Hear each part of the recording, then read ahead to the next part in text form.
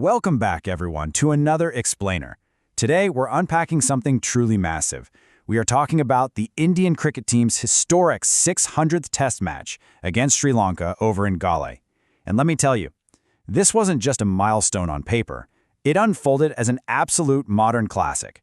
We had gritty batting, unbelievable explosive records, and a super dramatic, weather-threatened climax. So how exactly do you turn a milestone 600th Test into a victory for the ages? Well, you can kind of look at this match like a perfect three-act drama. We've got an early test of pure endurance, a crazy flurry of historic milestones, and then finally, a tense battle against the elements. Act 1, right? Let's actually set the stage with a thought from Indian vice-captain KL Rahul. He said, "That innings was, I think for me, the defining part of this test match. The conditions were really hot and it was challenging physically as well. So for him to get through that and get a big first innings total really set up this test match. And the player anchoring that completely match-defining moment, that would be player of the match Devdutt Padikkal. Especially after opener Yashasvi Jaiswal went down for a third-ball duck, Padikkal stepped up when the pressure was absolutely at its peak." Okay, let's dive into this flow. Just looking at the timeline, Day 1, India bats first. Day 2, they post a massive 462.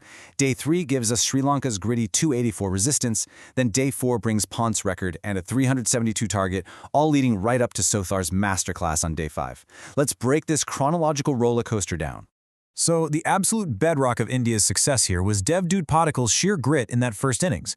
We are talking about a literal marathon. Imagine standing out there in the sweltering Galle heat for 340 grueling minutes. He faced 230 deliveries to craft a career-best 167 runs, smashing 15 fours and a towering 6. It really wasn't just about the runs, you know. It was the tempo he batted with. He anchored the entire team in incredibly draining physical conditions, and it set the foundation for everything that followed. You can really see the contrast between the two sides in that first half of the match. On one hand, India's imposing 462 was just a massive team effort. Padikkal anchored it, sure, but KL Rahul chipped in with a vital 82 and Drew Jarrell added a really versatile 51. But then, Act 2 totally belonged to Sri Lanka's fightback. Reeled at 90 for 5, staring down the barrel, Sonal Dinersha steps up with a superb 100, partnering with Niroshan Dickwella, who knocked 80.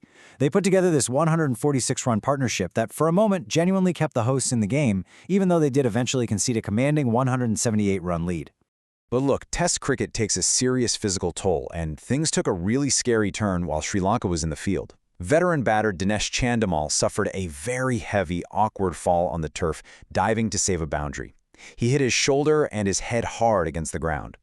Now, thankfully, hospital scans showed no fractures or internal injuries, but he did fail the concussion protocols. This was a massive blow for the hosts, forcing them to bring in uncapped substitute Pasindu Suryabandara to make his Test debut under just immense pressure.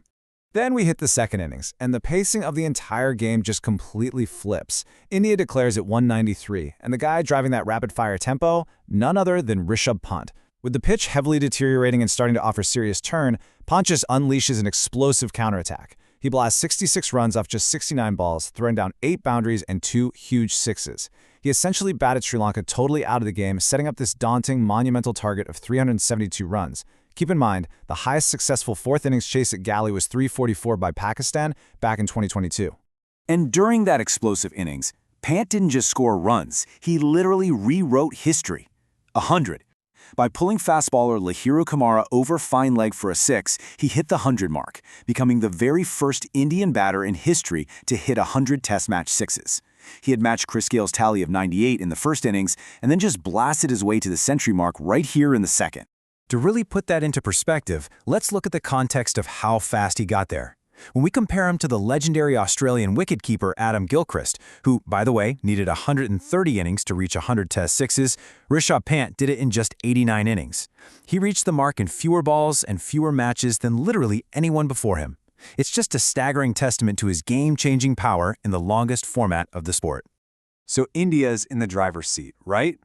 But as we enter Act 3, a brand new opponent rolls in, the weather. Going to Day 5, the tension was seriously palpable. The AccuWeather forecast for Galle was honestly looking ominous.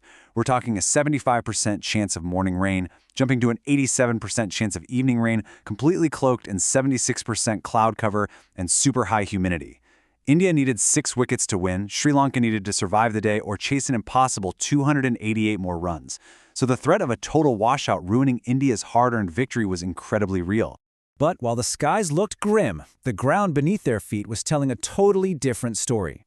Historically, the Galle pitch is renowned for severely deteriorating as the match wears on. By day 5, it basically transforms into a spin-friendly surface with incredibly slow pace and low bounce. The average fourth inning score here is a mere 154 runs. So if the rain could just hold off for a bit, these pitch conditions were a dream scenario perfectly aligned for India's spin attack to go to work. And man, did they go to work. 10 for 101. The climax of this entire match belongs to young left-arm spinner Manav Suthar. Taking 10 wickets for 101 runs on a wearing day 5 pitch is an incredible feat.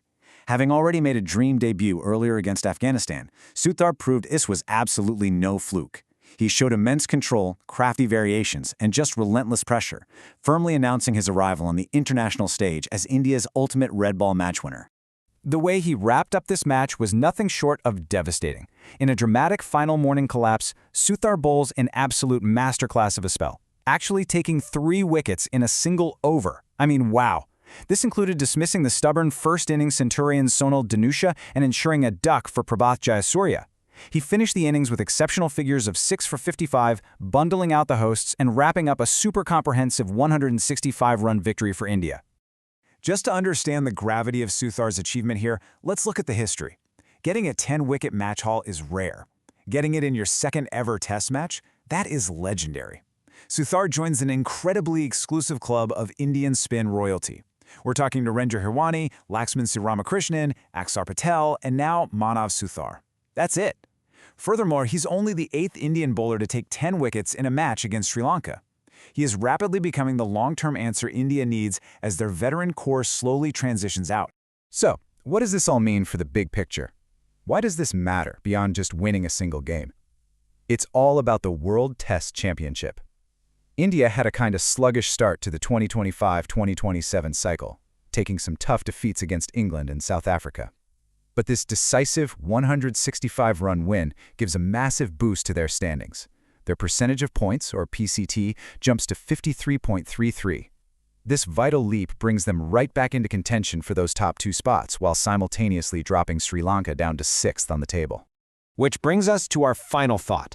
India showed grit with Padikkal, explosive evolution with Pant, and unearthed a magnificent new weapon in Manav Suthar, all while completely conquering their historic 600th Test match.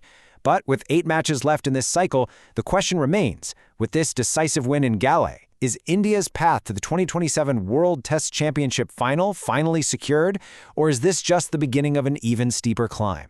It's going to be a totally fascinating tour to watch unfold. Thanks so much for joining me on this explainer, and I'll catch you in the next one.